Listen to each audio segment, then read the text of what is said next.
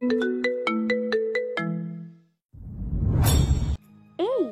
শোনো না, ভালোবাসার নতুন নতুন গল্প পেতে আমাদের এই চ্যানেলটি সাবস্ক্রাইব করে পাশে থাকা বেল আইকনটি বাজিয়ে দেবে, কেমন? হুম হুম। আবির, সবাই কি মারা গেছে না কেউ জীবিত আছে? একটু চেক করে দেখো। না স্যার, সবাই মারা গেছে। সবার বডিগুলো একটা জায়গায় একত্রিত করো। আবির কিছু কমান্ডো নিয়ে সবার বডি একত্রিত করে, তারপর আগুন দিয়ে জ্বালিয়ে দেয়। জ্বালানোর কি দরকার ছিল? এরকম রেখে দিলে এদের খোঁজ খবর তো কেউ নেবে না। তার উপর এদের শরীর জীবজন্তু খেয়ে নেবে। মাটি যে দিব সেটাও তো সম্ভব না, সেজন্য ফুরিয়ে দিলাম। তা স্যারের সাথে কথা হয়েছিল? স্যার তো বলেছিল এদের জীবিত রাখতে। বলে দিও আমি অর্ডার শুনতে পাইনি। কিন্তু আপনি তো সব কিছুই শুনেছেন। তোমাকে কিছু বলতে হবে না, যা বলার আমি বলবো। এখন ফিরে চলো ক্যাম্পে। ওরা সব কিছু ঠিক করে চলে আসে ক্যাম্পে। পরের দিন। তোমার জন্য একটা মিশন আছে। কিরকম মিশন? আমাদের দেশের প্রধানমন্ত্রীর নিরাপত্তা দিতে হবে তোমাকে।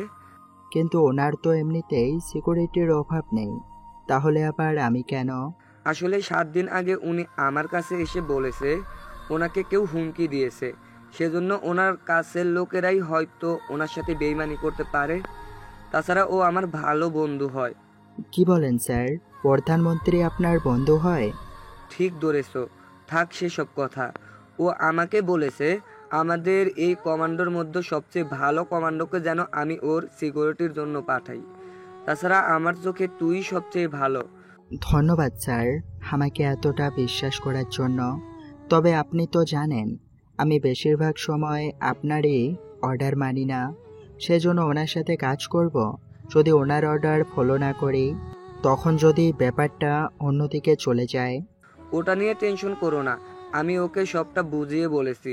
ও বলেছে আমি যখন তোমাকে বিশ্বাস করি তখন ও নিজেও তোমাকে বিশ্বাস করবে, শুধু ওর জীবনটা বাঁচাতে পারলেই হবে।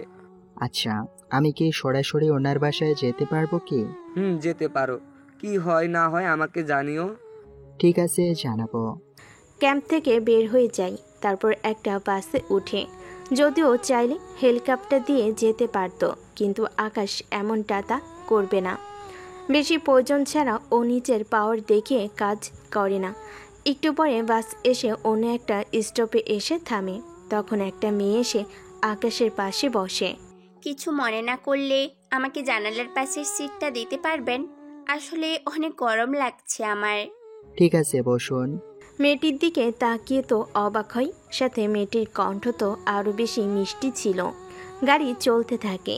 মেয়েটির চুল বাতাসে বারবার আকাশের মুখে এসে পড়ে। যদিও বিরক্তিকর, তাও কেন জানি ভালো লাগতে শুরু করে। অন্যদিকে চুলগুলো কি বেঁধে রাখবো? আসলে আপনার অসুবিধে হচ্ছে মনে হচ্ছে, তার জন্যই বললাম। সমস্যা নেই, চুল খুলে রাখুন। ধন্যবাদ। তা আপনার নামটা কি বলা যাবে? পারভেজ হোসেন আকাশ। আপনার নাম? ইরা চৌধুরী। নামটা কিন্তু অনেক মিষ্টি। নাম শুনেই মিষ্টি বলছেন, খেলে তো। আমি ঠিক বুঝলাম না। আচ্ছা, কোথায় যাবেন? এই তো ঢাকায় যাব। আমিও ঢাকায় যাব। ভালোই হলো, আপনার সাথে গল্প করতে করতে যাওয়া যাবে। আমি গল্প তেমন একটা পারি না। সমস্যা নেই, আমি বলবো, আপনি শুনবেন। ঠিক আছে, বলুন তাহলে। ইরা গল্প বলতে থাকে। অন্যদিকে তখন আকাশের ফোনে কল আসে। আকাশ, কোথায় তুমি? এই তো স্যার, কলকাতার কাছাকাছি। একটু সাবধানে থাকিও। কেন, কি হয়েছে স্যার? ওই রোডে হাইজাকার একটু বেশিই তো, সেজন্য। তাহলে তো ভয় পাবো অনেক বেশি। আমার জন্য একটু দোয়া করবেন। ওরা আবার আমাকে ধরে না মেরে ফেলে দেয়। আমার তো চিন্তা হচ্ছে ডাকাতদের নিয়ে। তোমাকে ধরলে তুমি ওদের কি যে হাল করবে এটা ভেবেই পাচ্ছি না। আচ্ছা, সাবধানে থাকিও। কিছুক্ষণ পরে কলকাতার খাবার খেয়ে ওরা গাড়িতে বসে। 10 মিনিট পরে হঠাৎ গাড়ির চাকা নষ্ট হয়ে যায়। ও ভাই, কতক্ষণ লাগবে ঠিক করতে? এই তো 20 মিনিট লাগবে মামা। আচ্ছা, অপেক্ষা করতেছি। চলেন আমরা ওই দিকটায় একটু হাঁটি। একে তো রাত, তার উপর এখানে হাঁটা কি ঠিক হবে? দূরে একটা দোকান দেখা যাচ্ছে, ওখানে পর্যন্ত যাব, চলুন। ঠিক আছে চলুন। দোকানের কাছে আসতেই কিছু লোককে দেখতে পাই, তাও ওরা কিছু বলেনি। এরপর যখন গাড়িতে ওঠে তখন ওরা অবাক হয়ে যায়, কেননা 10 জন লোক বাসে উঠে সবাইকে বন্দি করে রেখেছে। আপনারা কারা? আমরা কে তা জেনে তোর কোনো কাজ নেই। চুপচাপ তোরা দুজন তোদের সিটে এসে বসে পড়। ওরা সিটে এসে বসে। তখন এরার মোবাইলে কল আসে। কল রিসিভ করতে ওই মেয়ে, মোবাইল বন্ধ কর, নয়তো জানে মেরে ফেলবো। এভাবে ধমকাচ্ছেন কেন? এই নিন ফোন। এইদিকে ফোনটা দিয়ে দেয়, তবে মোবাইল অফ করতে ভুলে গিয়েছে। অন্যদিকে ফোনের অপর পাশ থেকে ইরা বাবা সব কথা শুনতে পাচ্ছে। উনি সবটা শোনার পরে রহিম, জি স্যার বলুন। আমার মেয়ে কিডন্যাপ করা হয়েছে, সাথে পুরো বাসটাও। যত তাড়াতাড়ি পারো খোঁজ নিয়ে আমার মেয়েকে উদ্ধার করো। আমার মেয়ের যেন কোনো ক্ষতি না হয়। আমি এখনই লোক পাঠিয়ে দিচ্ছি। রহিম পুরো পুলিশ প্রশাসনকে জানায়। ওরাও চেষ্টা করে যাচ্ছে লোকেশন আর উদ্ধার করবে কিভাবে সেসব ভাবতে থাকে। এইদিকে আপনার কি ভয় করছে না? ভয় কেন করবে? ওদের সবার হাতে তো চাকু, দেখেও ভয় লাগছে না? লাগছে না। আচ্ছা, আপনার বাবা মায়ের কাছে যদি ফিরে যেতে না পারেন তাহলে তো ওনারা দুঃখ পাবে অনেক। এমনটা বলবেন না, বাবা মা জানতে পারলে আমাকে তো মেরেই ফেলবে।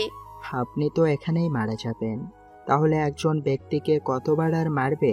ভয়ে কি না কি বলে ফেলেছি, মানে এদের মেরে ফেলবে। তা আপনার হাতে এটা কি ঘড়ি? দেখছেন না, এটা ঘড়ি। এটা যে ঘড়ি সেটা আমিও তো জানি, কিন্তু কি মেসেজ করতেছেন? সেসব পরে জানলেও চলবে, এখন আপাতত চুপ করে থাকুন। ওই কে রে এত কথা বলে? আমি না, আমার পাশে থাকা মেয়েটা। আপনি তো অনেক বদমাশ একটা লোক, নিজের দোষ অন্যের ঘাড়ে চাপিয়ে দিচ্ছেন। আসলে এরা মেয়েদের মারবে না, তাছাড়া আমি মজা করছিলাম। এতটা চাপ নেবেন না, ঠিক আছে? আমি তো আছি। আল্লাহ জানে বাসায় আজও যেতে পারবো কিনা। চিন্তা করবেন না, আমি তো আছি। আপনাকে নিয়ে যাব বাসায়। সত্যি বলছেন তো? কিন্তু এরা? সামনেই একটা চেকপোস্ট, ওখানে পুলিশ তো আছে, ওখানে একটা ব্যবস্থা তো হবেই। যা, আল্লাহ তাই যেন হয়। প্রায় 30 মিনিট যাওয়ার পরে ওস্তাদ, সামনে তো পুলিশ, কি করব? বাস দাঁড় করানো যাবে না। কিন্তু এতে তো সবাই আমাদের পিছনে লেগে যাবে। ঠিক আছে, বাস তো থামাবো, তবে সবাই ভালো করে শুনে রাখো। যদি পুলিশকে কিছু বুঝতে দিয়েছিস তো তোলে জানে মেরে ফেলবো, কথাটা কিন্তু মনে রাখিস। জি, সবই মনে থাকবে। একটু পরে বাস থামে, পুলিশ এসে চেক করে, তারপর নেমে যায়। ওই ফাঁকে আকাশ একটা কাগজ পুলিশ অফিসারের দিকে বাহিরে জানালা দিয়ে ফেলে দেয়। অফিসার কাগজ পড়ার আগেই বাস চলে যায়। অফিসার কাগজে লেখা দেখে ডিআইজিকে কল দেয়। স্যার, এখানে একটা বাস হাইজ্যাক হয়েছে। এই বলে পুরো ডিটেলস বলতে থাকে। ডিআইজি সবটা শুনে তাড়াতাড়ি ভিডিও আমাকে পাঠাও। ভিডিও পাঠানো হয়ে যায়। অফিসার ভিডিও দেখে ইরাকে চিনতে পারে, সাথে সাথে রফিক চৌধুরীকে কল দিয়ে সবটা বলে। উনি ভিডিওটা দেখে ওনার বন্ধুকে কল দেয়। উনিও ভিডিওটা দেখতে থাকে। দেখার পরে ভেবেছিলাম আমার সিকিউরিটি নেব, কিন্তু আমার মেয়ের সাথে যে এরকমটা হয়ে যাবে সেটা তো জানা ছিল না। তুই একদম টেনশন করিস না। আমার মেয়ে মৃত্যুর মুখে আর তুই বলছিস? বলেছি এই জন্য, কারণ তোর সিকিউরিটির জন্য যাকে আমি পাঠিয়েছি সে ওই বাসেই আছে। সেজন্য তোমাকে একদম টেনশন করতে হবে না। তোর মেয়ের কেন, বাসের কোনো যাত্রীর কোনো ক্ষতি হবে না, এটা আমি তোকে গ্যারান্টি দিলাম। কিন্তু ওই ছেলে বাসে করে কেন আসতে গেল? ও হচ্ছে কখন কি ইচ্ছে ওর জেগে বসে তা আমি নিজেও জানি না। তাছাড়া ওর ব্যাপারে তো তোকে আমি সব কথাই বলেছি, তাহলে তুই বুঝতে পারছিস তো ও কেমন। বাকিটা পরেও দেখতে পারবো, এখন আমার মেয়ে সুস্থ হয়ে ফিরে আসলেই হয়। চিন্তা করিস না। এইদিকে পুলিশের কিছু গাড়ি ওই বাসকে ফলো করতে থাকে। অন্যদিকে কিছুক্ষণ পর ভোর হয়ে আসে। এদিকে লোকগুলো বাসটাকে কোথায় নিয়ে যাচ্ছে তা আকাশ বুঝতে পারছে না। যখন ভোর হয় তখন বুঝতে পারে বাসে একটা জঙ্গলের পথ ধরে যাচ্ছে। বস, একটা সমস্যা হয়ে গেছে। কি সমস্যা? তেল তো শেষ, গাড়িও তো আর যাবে না। সবাইকে এক এক করে নামিয়ে নে, বাকি পথ আমরা হেঁটে যাব। আচ্ছা বস, তাই করি। সবাই নেমে যায়, তারপর লাইন ধরে হাঁটতে থাকে। সেই সুযোগে আকাশ ইরাকে নিয়ে সরে যায় ওখান থেকে, যা লোকগুলো বুঝতে পায়নি। যাক বাবা, অবশেষে বাঁচলাম। এবার ওদের কিভাবে বাঁচাবো? আমার পেছনে পেছনে আসো, তবে কোনো শব্দ করবে না, ঠিক আছে? আচ্ছা ঠিক আছে, কিন্তু ওদের বাঁচাবো কি করে? এ চিন্তা আমার উপর ছেড়ে দাও। এইদিকে দূর থেকে দুইটা গাড়ি দাঁড়ায় আর ওদের ফলো করতে থাকে। স্যার আমরা তাহলে যাব কি? একটু অপেক্ষা করো, ওরা কোথায় যাচ্ছে তা আগে ফলো করি। ঠিক আছে স্যার। একটু পরে ওরা আস্তে আস্তে লোকগুলোকে ফলো করতে থাকে। অন্যদিকে লোকগুলো ওদের নিয়ে হাঁটতে হাঁটতে নদীর কাছে চলে আসে। সামনে তো নদী, সবাইকে মেরে পানিতে ভাসিয়ে দিবে না তো? ওদের মারবে না। এতটা শিওর হচ্ছ কি করে? যদি মারারই হতো আরো আগেই মেরে ফেলতো।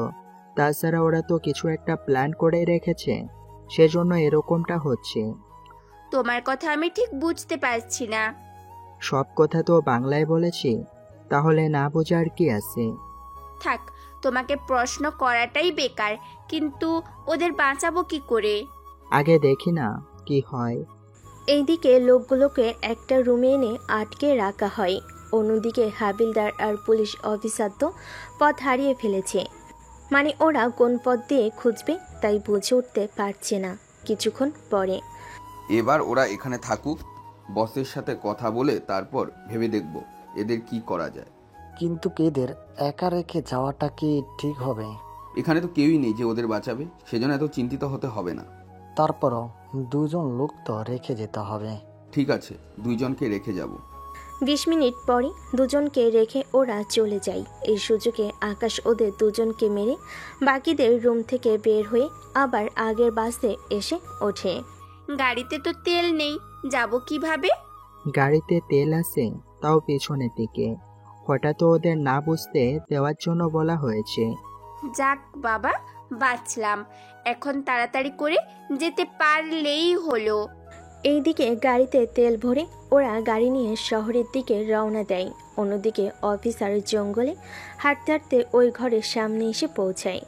দেখুন স্যার, এদের কেউ মেরেছে, তবে অজ্ঞান হয়ে পড়ে আছে। ওদের ধরে নিয়ে চল, মনে হচ্ছে ওদের সাথে আরো লোক আছে।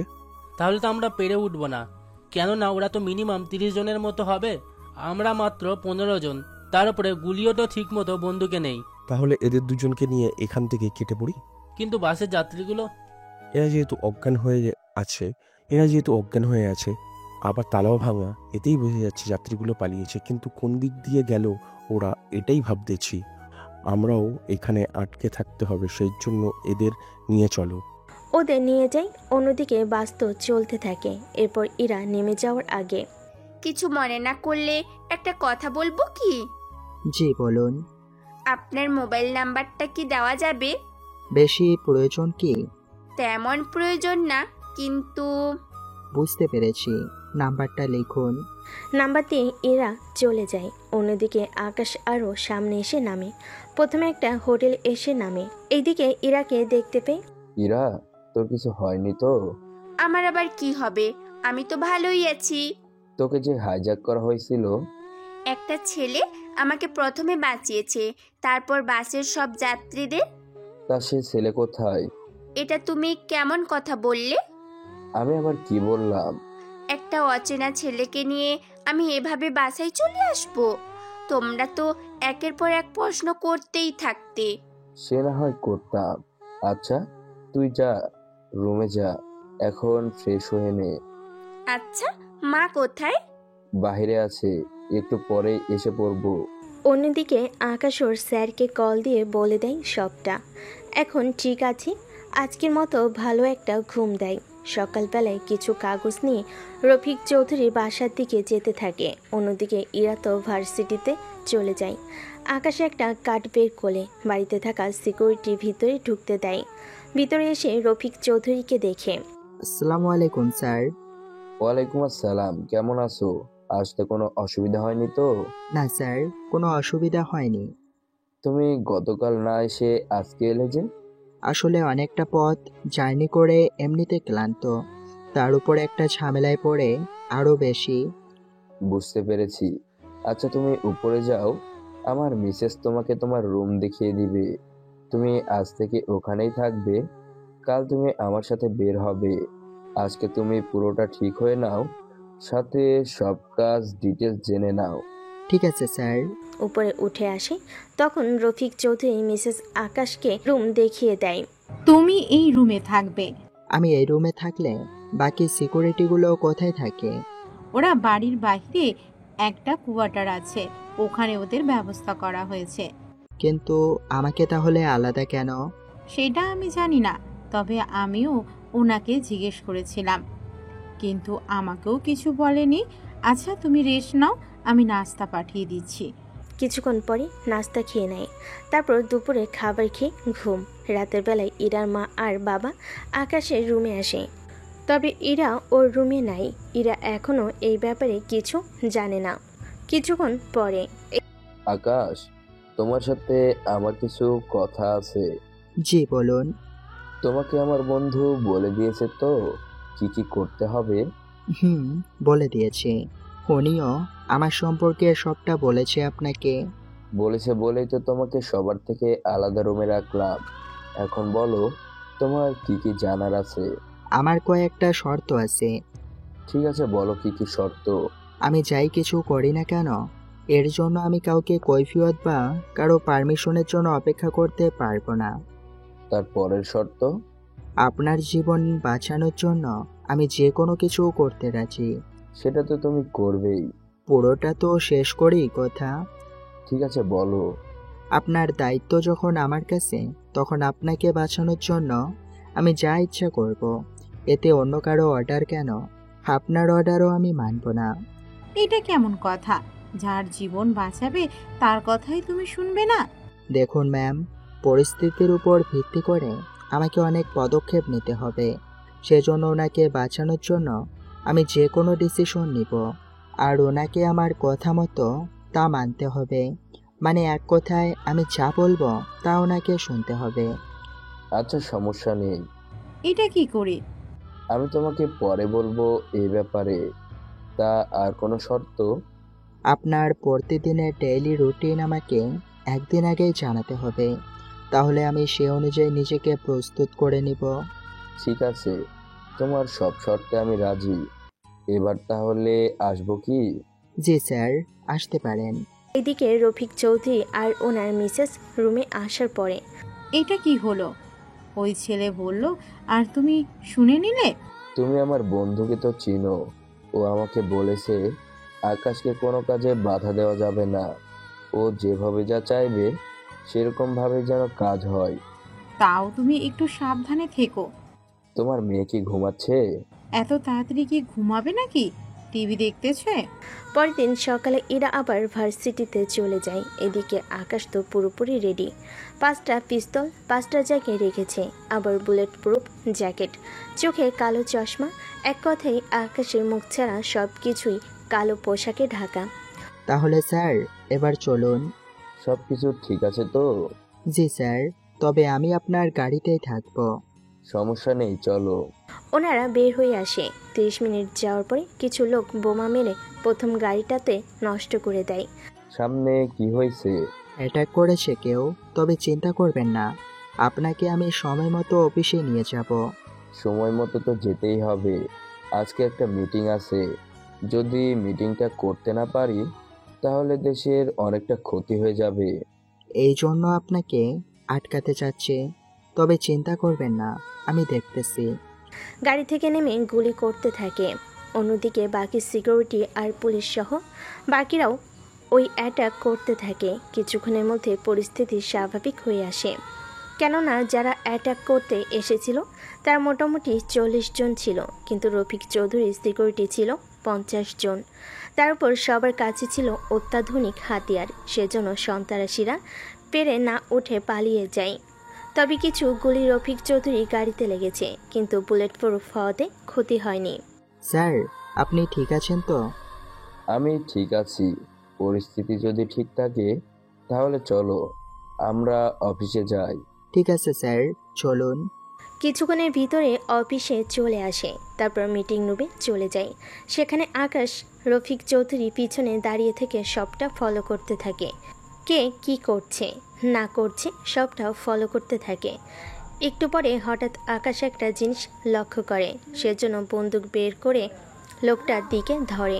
এই যে মিস্টার, আপনাকে বলছি, হাত উপরে উঠিয়ে দাঁড়ান। আকাশ, কি হচ্ছে? একটা মিটিং রুম, সবাই কি ভাববে? স্যার, আপনি মনে হয় শর্তের কথা ভুলে গেছেন। তাই বলে এখানে? অফিসারের ফোনটা আমার হাতে দাও। অফিসার লোকটার থেকে ফোন নিয়ে আকাশকে দেয়। ফোন চেক করে অনেক কিছু জানতে পারে। হেকে আপাতত আমাদের ওই রুমে নিয়ে যাও, মিটিং শেষ করে আমি আসতেছি। এদিকে মিটিং 1 ঘন্টা পরে শেষ হয়। সাথে ওই মিটিংয়ের মাধ্যমে কিছু দেশের সাথে চুক্তিও করা হয়। মিটিং শেষ হওয়ার পরে আকাশ, ওই লোকটা কে? আমি যদি ভুল না করি, আপনার উপর অ্যাটাক হওয়ার পিছনে এই লোকটার হাত আছে, কেননা ওর ফোনে আমি কিছু তথ্য পেয়েছি। আচ্ছা, এই দিকটা অন্য অফিসার দেখবে। তুমি চলো, আমাকে অন্য জায়গায় যেতে হবে। ঠিক আছে, চলুন তাহলে।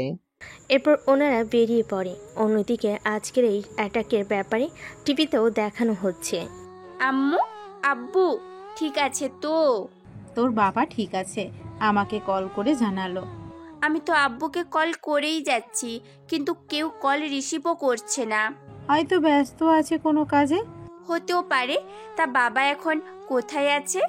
জানি না, তবে ফিরতে রাত হবে বলেছিল। তুই কখন আসবি? আমি একটু পরেই আসতেছি। কল কেটে দেওয়ার পরে আঙ্কেলের কিছু হয়নি তো? আব্বু এখন ঠিক আছে। আচ্ছা শোনো, আমি বাসায় যাই তাহলে। আমরাও তাহলে চলে যাই এখন। ওরা 3 জন চলে আসে বাসায়। এদিকে রফিক চৌধুরী মিটিং শেষ হতে হতে বিকেল হয়ে যায়। স্যার, আমরা গাড়িতে নয়, বরং বাইকে করে যাব। বাইরে কেন? আবারও অ্যাটাক হবে, সেজন্য আপনার গাড়িগুলো আগের মতো প্রটোকল অনুযায়ী বের হবে। তার ঠিক 5 মিনিট পরে আমি আপনাকে বাইকে করে বের হব। তবে এই জ্যাকেট পরে নেবেন, তারপর আপনার পোশাক। ঠিক আছে, তাই হবে। আকাশের কথা শোনা ছাড়া অন্য কোনো উপায়ও ছিল না, সেজন্য রাজি হয়ে যায়। কিছুক্ষণ পরে ওনার গাড়িগুলো চলে যায়। আকাশ রফিক চৌধুরীকে বাইকে করে নিয়ে আসে বাসায়, তাও অন্য পথ ধরে। বাসে এসে উনি জানতে পারে ওনার গাড়ির উপরে হামলা হয়েছে। সত্যি আকাশ, তুমি এই বুদ্ধি না করলে তো আজকে। বললাম না, যে কোনো পরিস্থিতিতে আমি আপনাকে বাঁচাবো। এখন আপনি বাসায় থাকুন, আমি ওই ঘটনাস্থানে যাচ্ছি। তারপর কি হয় না হয় তা আপনাকে জানাবো। ঠিক আছে, সাবধানে থেকো। বের হয়ে ওই হামলা হওয়া ঘটনা স্থানে আসে। তখনও কিন্তু ওখানে সন্ত্রাসীরা ছিল, আর রফিক চৌধুরীর সিকিউরিটিগুলো তখনও লড়াই করতেছিল। সবটা দেখে এবার আকাশও লড়াই করতে থাকে। ওকে স্যার, এত তাড়াতাড়ি আসলেন কি করে? হেলিকপ্টার দিয়ে এসেছি, তাই এখানে তেমন ক্ষতি হয়নি। তেমন কোনো ক্ষতি হয়নি, 2 টক গাড়ি নষ্ট হয়ে গেছে। এবার ওদের মেরে ফেলি, তবে 2 জনকে বাঁচিয়ে রাখবো, তাহলে ওদের বসের নাম জানতে পারবো। ঠিক আছে, তাই হবে।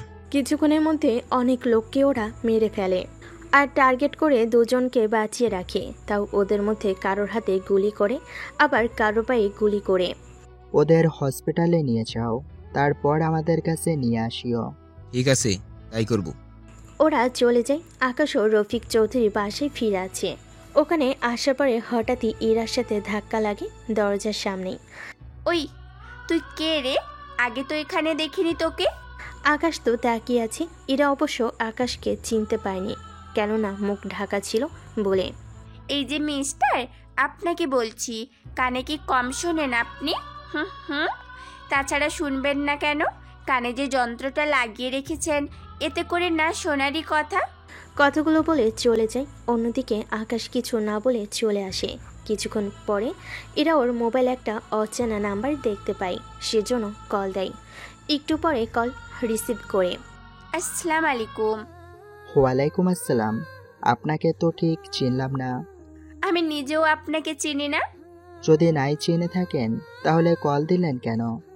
পরিচিত কিনা তা জানার জন্য কল দিয়েছি, কিন্তু আপনার কণ্ঠটা অনেক পরিচিত মনে হচ্ছে। আচ্ছা, 2-3 দিনের ভেতরে কোনো মেয়ের সাথে বাসে করে এসেছেন কি কথা বলতে বলতে? হ্যাঁ, এরকম একজন ছিল। মেয়েটির নাম ছিল ইরা। কিন্তু আপনি কে? আমি সেই মেয়ে। কি বলেন? এতদিন পরে কল করলেন? আসলে আমি ভুলেই গিয়েছিলাম, আজকে মনে পড়লো, সেই জন্য কল দিলাম। তা আপনি ঠিক আছেন তো? হ্যাঁ, ঠিক আছি।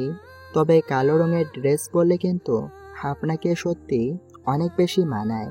কথাটা শুনে ইরা নিজের দিকে তাকায়, কেননা ও নিজেই তো কালো রঙের ড্রেস পরে আছে সেজন্য। আপনি কি করে জানেন? অনেক কিছুই জানি, কেননা তুমি যে আমার চোখের সামনে, সেজন্য। মানে ঠিক বুঝলাম না।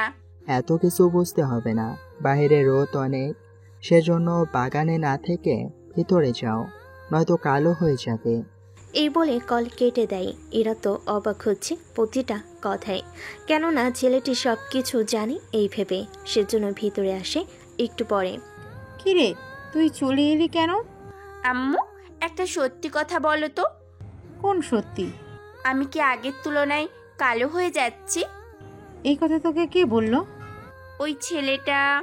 কথাটা বলে নিজের মুখ চেপে ধরে লজ্জায় চলে যায় ওখান থেকে, কেননা কি বলতে কি বলে ফেলেছে তাও নিজেও জানে না। ওর মাও কোনো কিছু বুঝতে পারেনি। একটু পরে। তা আকাশ, তোমার সাথে আমার কিছু কথা ছিল। জি বলুন। যদি এভাবে প্রতিদিন অ্যাটাক হতে থাকে তাহলে তো সমস্যা। আমারও তাই মনে হয় স্যার। তা কারা এই অ্যাটাক করতেছে কিছু কি জানো? আজকে দুজনকে ধরেছি, ওদের মাধ্যমে কিছু তথ্য আমরা জানতে পারবো। আচ্ছা, দেখো কি জানতে পারো। এদিকে ইরাকে প্রতিদিন দেখতে থাকে, সাথে কল দিয়ে দুষ্টামি করতে থাকে। আসলে ইরা তো জানে না সব কিছু, সেজন্য আকাশ মজা করতে পারছে। তবে যেদিন আকাশের মুখটা দেখবে সেদিন কি যে হবে তাই ভেবে পাচ্ছে না। পরের দিন সকালবেলায় ওই লোকগুলোর কাছে আসে। কোন তথ্য, কি জানতে পেরেছো? না স্যার, ওরা তো কোনো কিছুই বলছে না। চিন্তা করো না, সব কিছুই ওরা বলবে। কিন্তু কি করে? তা ওদের কাছে চলো। ওদের সামনে কিছু যন্ত্রপাতি রাখে। ওরা দুজন বুঝতে পারছে না কি হবে এগুলো দিয়ে।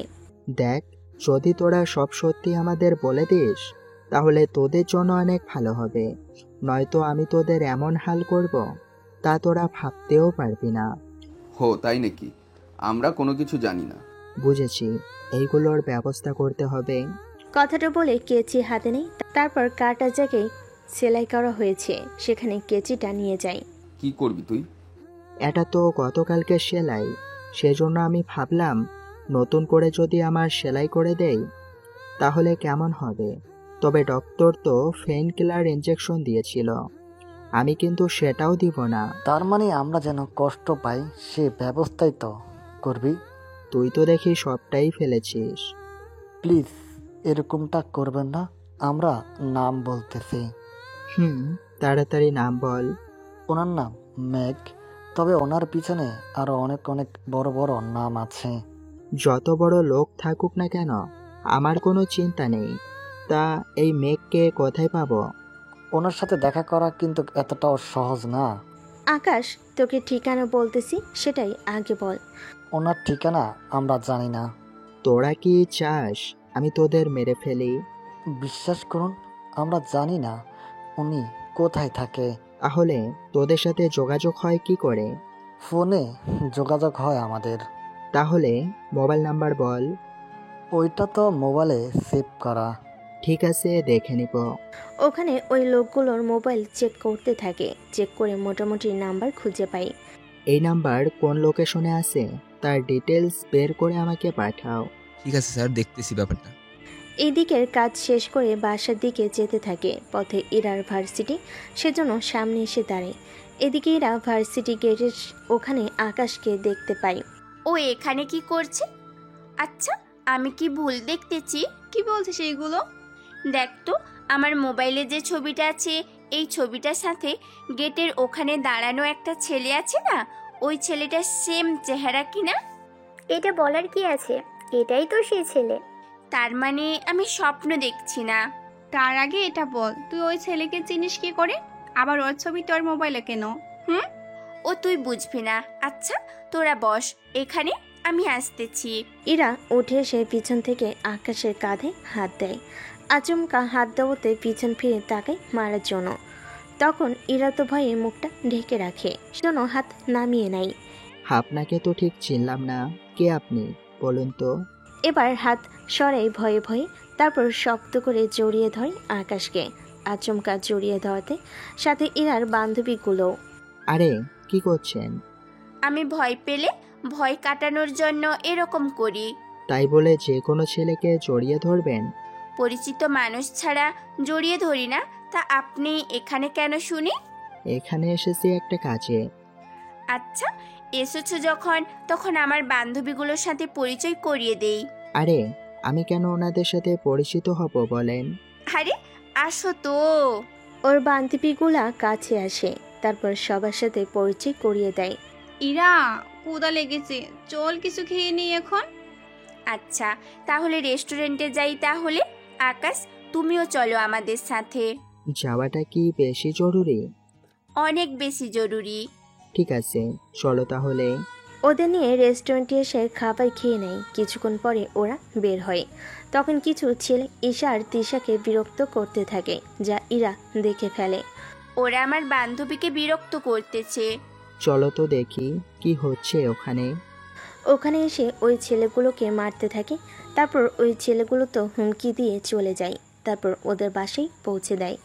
ইরাকে ওদের বাসার সামনে নামিয়ে দিয়ে গাড়িটি একটু ঘুরে আবারও নিয়ে আসে, যেন ইরা এই সম্পর্কে কিছুই না জানে।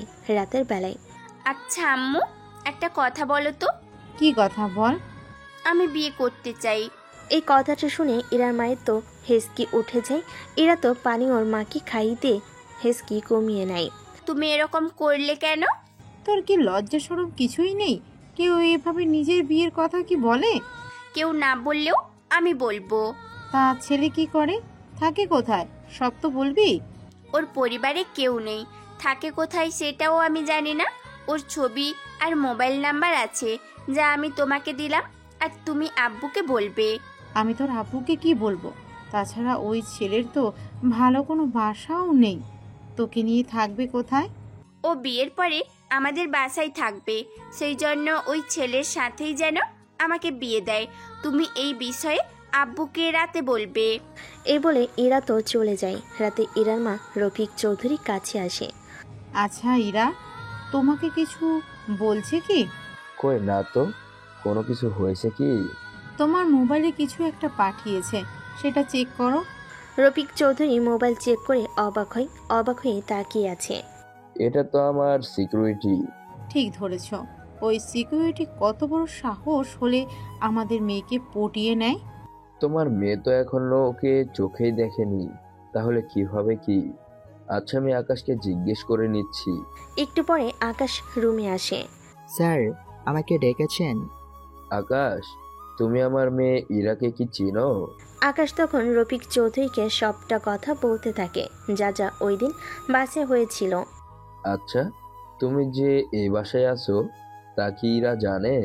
আমার মুখ তো সবসময় ঢাকা থাকে, সেজন্য দেখলেও চিনতে পারবেন না, কিন্তু আপনি হঠাৎ এইসব প্রশ্ন করছেন, আমি ঠিক বুঝতে পারি না। ওহ তেমন কিছুই না, তুমি যাও ঘুমাও, সকালে আমি বের হব না, সেজন্য তুমিও রেস্ট নিও কাল। ঠিক আছে। আকাশ যাওয়ার পরে ওনাদের সবটা বোঝা হয়ে গেছে। তার মানে এরা জানে না আকাশ এই বাসায় আছে? ঠিক ধরেছো। আচ্ছা আমরা আকাশকে যদি বের করে দিই, তাহলে আমার সিকিউরিটি কে দেবে বলো? কিন্তু তোমার মেয়ে যদি? ইরা যদি বেশি পাগলামো করে তাহলে বিয়ে দিয়ে দিব। কি বলো? একটা অচেনা ছেলের সাথে কোনো কিছুই তো জানি না ওই ছেলের ব্যাপারে। আমার বন্ধু যখন ওকে পাঠিয়েছে তখন আর এই নিয়ে কোনো কিছু ভাবতে হবে না। আচ্ছা তুমি যা ভালো মনে করো। সকালবেলায় ইরা, এই নাস্তাটা উপরে ওই সিকিউরিটিকে দিয়ে আয় তো। এত লোক থাকতে আমি কেন শুনি?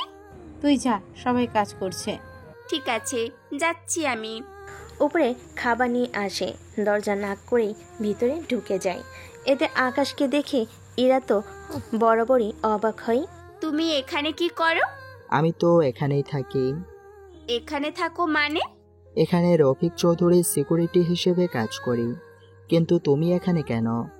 আমার বাড়িতে আমি থাকবো না তো তুমি থাকবে? এটা তোমার বাড়ি।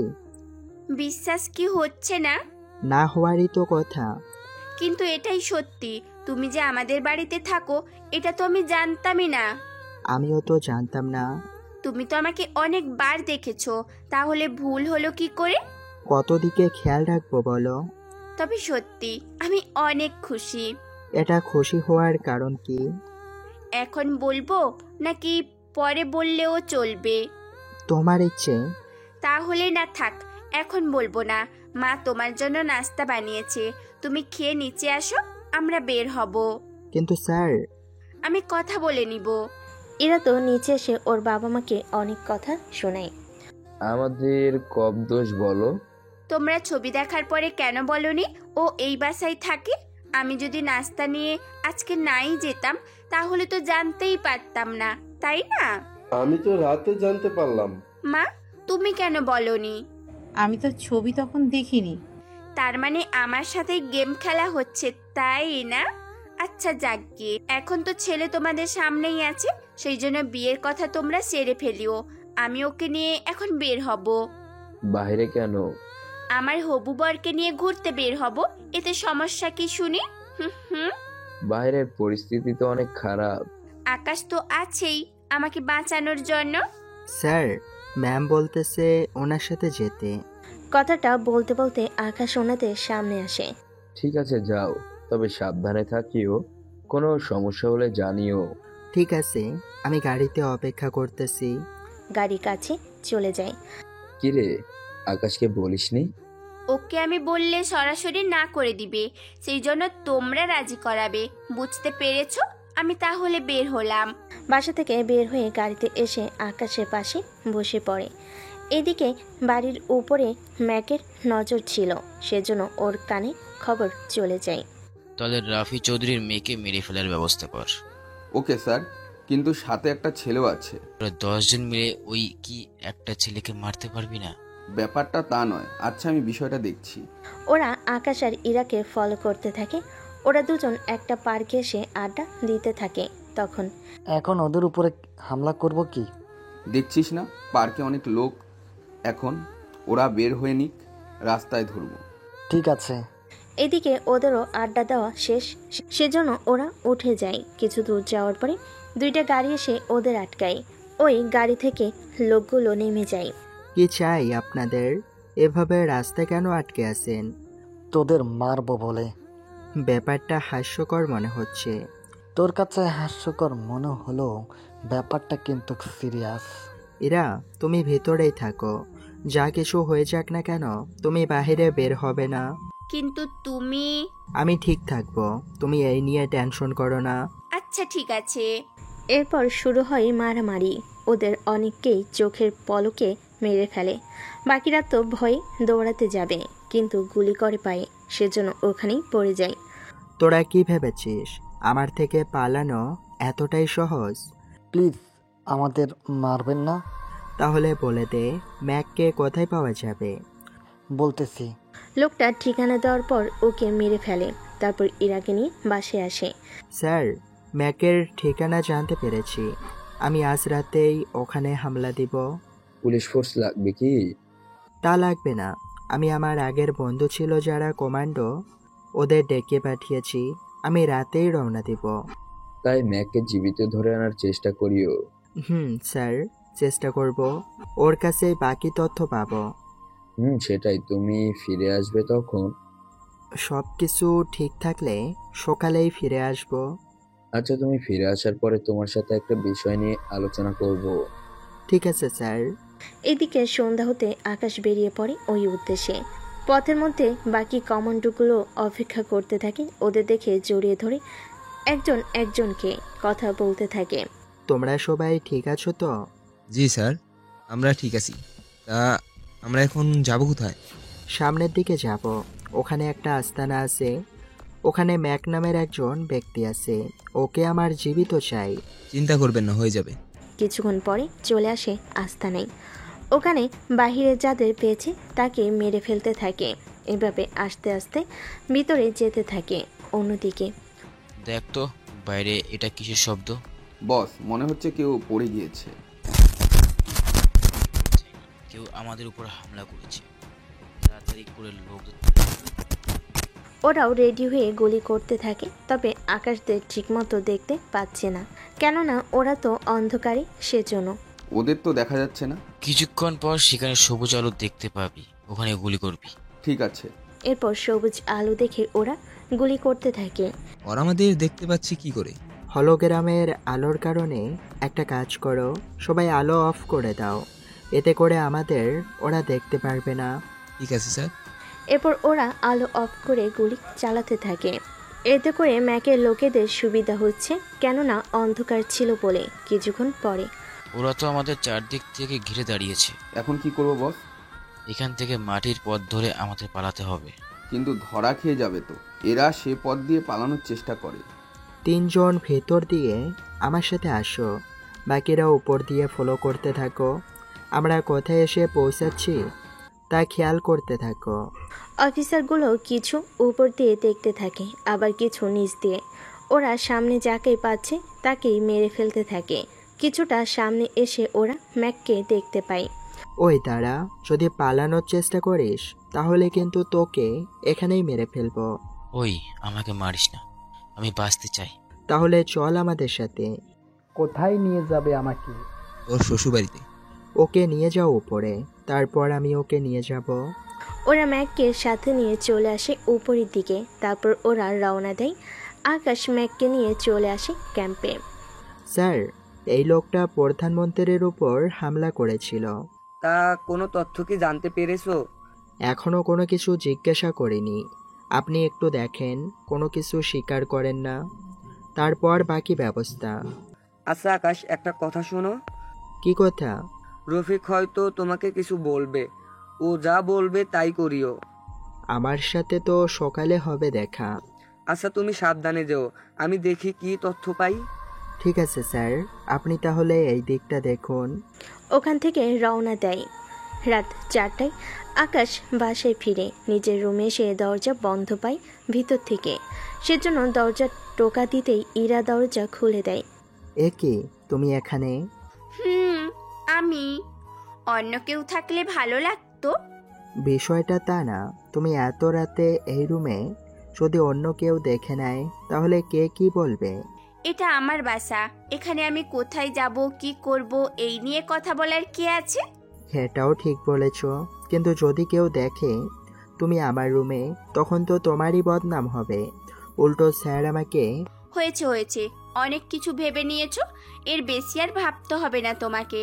তোমার জন্য অপেক্ষা করতে করতে আমার অনেক ঘুম পেয়েছে, সেই জন্য আমি ঘুমালাম। তুমিও ফ্রেশ হয়ে পাশে এসে ঘুমিয়ে পড়ো। পাশে এসে ঘুমাবো মানে? তুমি এই রুমে কেন? কে শুনে কার কথা? এরা তো শুয়ে আছে। আকাশ কোনো উপায় না পেয়ে ফ্রেশ হয়ে সোফায় শুয়ে পড়ে। সকালবেলায় ইরার বাবা মা দুজনেই রুমে আসে। স্যার, বিশ্বাস করুন, আমি ওকে অনেকবার বলেছি, কিন্তু ও আমার কোনো কথাই শুনেনি। আচ্ছা, সমস্যা নেই। তা ইরাকে এখনো ঘুমাচ্ছে? জি স্যার। তুমি কখন এলে? এই তো ভোরবেলায়। ওই দিকের কি খবর? এই তো স্যার, অনেক ভালো, একদিনের ভিতরেই জানতে পারবো। তুমি আছো কাজ নিয়ে। আকাশ, তুমি ফ্রেশ হয়ে নাও, তারপর ইরাকে নিয়ে আমাদের রুমে আসো। আন্টি, কিছু হয়েছে কি? মানে আমি কোনো ভুল করেছি? তেমন কোনো কিছু হয়নি, তুমি আসো, তারপর আমরা এই বিষয়ে কথা বলবো। ঠিক আছে। ওনারা যাওয়ার পরে আকাশ ফ্রেশ হয়ে নেয়। তারপর ইরাকে ঘুম থেকে টেনে ওঠায়। এত সকাল সকাল উঠেছো কেন? সকাল 10টা বাজে, তোমার বাবা মা ওনার রুমে যেতে বলেছে। মনে হয় আমাদের বিয়ে নিয়ে কথা বলবে। কার বিয়ে? আমার আর তোমার। রাত জেগে এই মেয়ের দেখি সত্যি মাথাটা খারাপ হয়ে গেছে। কিছু কি বললে? কই না তো, তোমাকেও যেতে বলেছে, তাড়াতাড়ি করো। কিছুক্ষণ পরে দুজনে রুমে আসে। রফিক চৌধুরী আর ওনার স্ত্রী বসে আছে সামনে। জি স্যার, বলুন। আকাশ, তুমি কি ইরাকে পছন্দ করো? এটা আবার কেমন প্রশ্ন স্যার? আপনি কোথায় আর আমি কোথায়? এটা কি আজও হতে পারে বলুন? আমি যা জিজ্ঞেস করছি তার উত্তর দাও। পছন্দ তো করতাম, কিন্তু এখন করি না। ওই, তোর কত বড় সাহস, তুই আমাকে রিজেক্ট করে দিচ্ছিস? আরে, যখন তোমাকে বাসতে দেখেছি তখনই পছন্দ করে ফেলেছি। তাহলে এখন কেন পছন্দ করিস না? যখন জানতে পারলাম তুমি একজন প্রধানমন্ত্রীর মেয়ে, তখন আর আমি তোমাকে কোনো কিছুই জানাইনি। আচ্ছা, এখন কথা বলবে কি? কি কথা বলুন? আচ্ছা, এখন যদি ইরা তোমাকে বিয়ে করতে রাজি হয়, তাহলে কি তুমি ওকে বিয়ে করবে? আমি ব্যাপারটা ঠিক বুঝতে পারিনি ম্যাডাম। পছন্দ আমি করতাম, কিন্তু সে কথাটা এখনো ইরাকে জানাইনি আমি। আচ্ছা রাখো সেসব কথা, এখন তোমাকে আমি একটা কথা বলবো। কি কথা?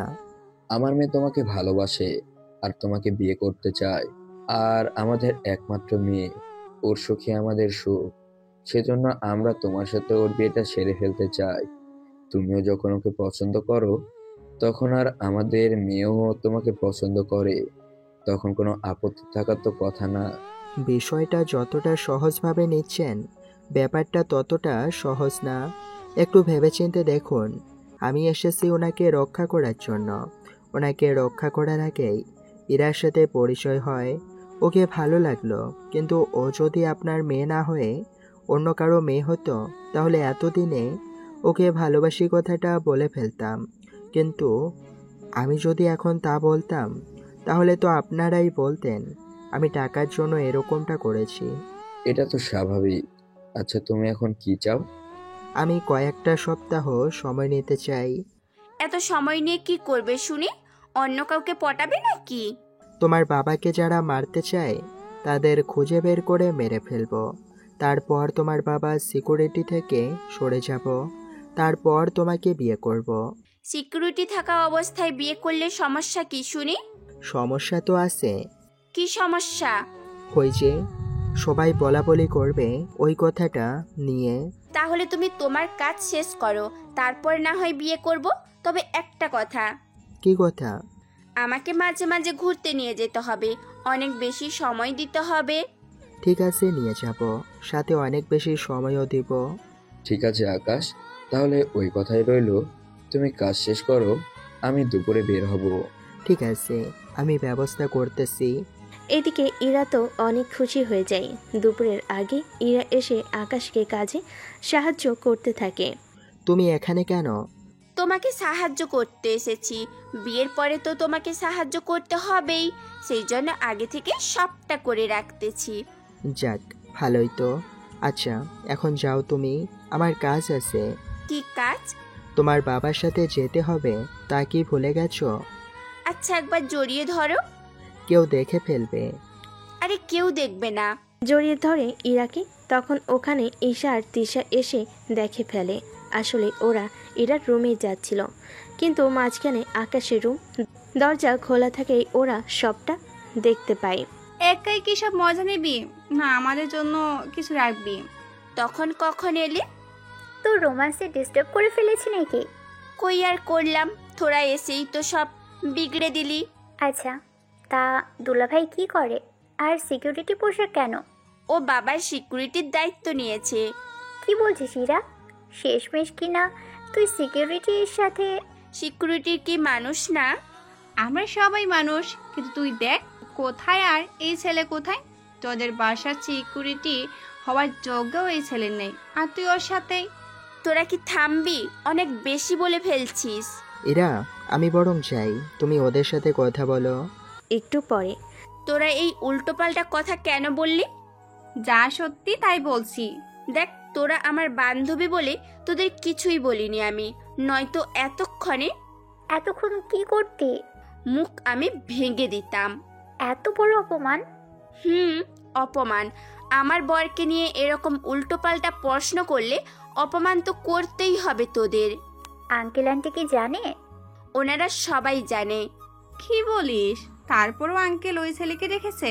তোদের এত কিছু জানতে হবে না। তোরা কি জন্য এসেছিস তা আমাকে বল। এসেছি ঘুরতে যাব, সেই জন্যই তোকে ডাকা হয়েছে। বিকালে বের হব। তাহলে এতক্ষণ আমরা কি করব? বাসায় থাকবি, আকাশ ফিরে আসুক, তারপরে ওকে নিয়ে বের হব। আমাদের ভিতরে আবার ওকে কেন আনবি? এমনিতে বাবার সাথে এবার আমার উপরেও হামলা হচ্ছে, সেই জন্য আমাকে একা যেতে দিবে না। আচ্ছা, কি আর করার, অপেক্ষা করতে থাকি। ঠিক আছে। এইদিকে আকাশের স্যার ম্যাকের থেকে অনেক কথাই বের করতে পেরেছেন, যা উনি আকাশকে জানে। সবটা শোনার পরে বুঝতে পেরেছি, তাহলে একটা বড় ধরনের অ্যাটাক এবার করতে হবে। তবে এই অ্যাটাক কিন্তু অনেক বুঝে শুনে করতে হবে। কেন স্যার? ম্যাকের মুখে যা শুনলাম, এতে করে ওর বসের কাছে প্রায় 400+ লোক আছে।